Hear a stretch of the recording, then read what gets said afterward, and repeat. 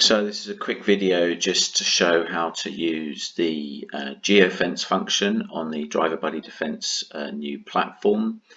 Once you've logged in and you'll see your familiar monitoring screen, you can see we have some locks live here.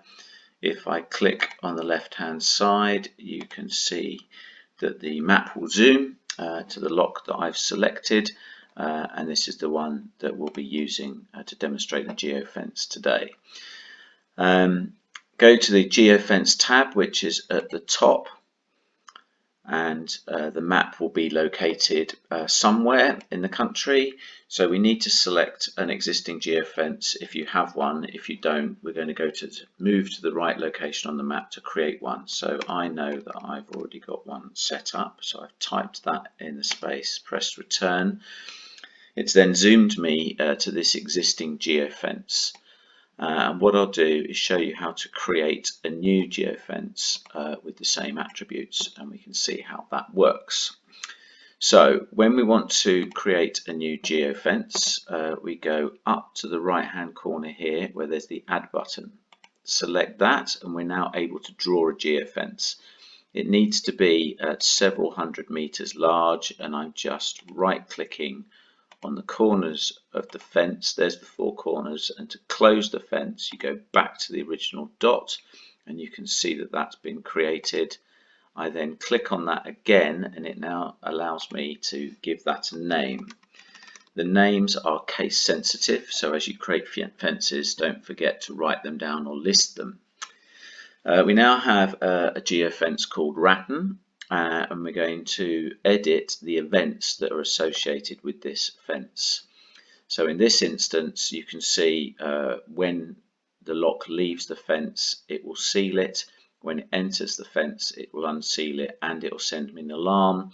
And critically, I've selected the no unseal outside the fence. So those are the events associated with that.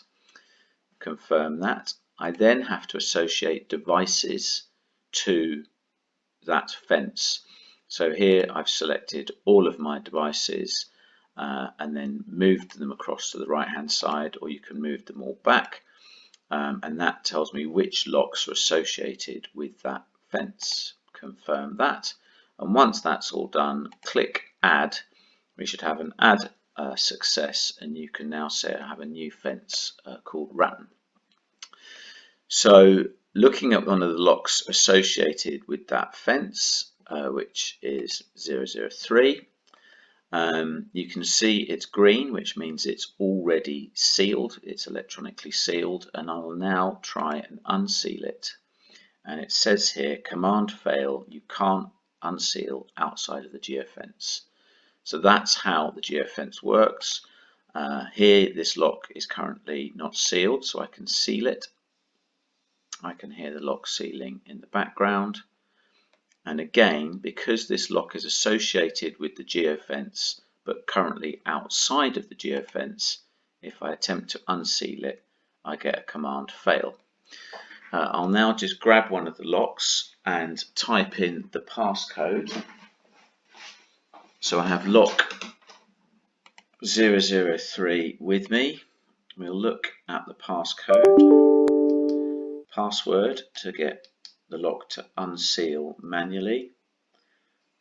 421142. Wait for the enter. I unsealed that manually, so that's allowed me to unseal it manually, but then we should receive an alarm to tell us that the lock has been unsealed outside of the Geo Fence. You'll hear there is an audible alarm, and if I now look here on the alarm list, I can either click on alarm lists and it tells me that lock 003 has been unsealed outside of the authorized area. Use that button to close that. So that's a quick demonstration of how the Geo Fence function works.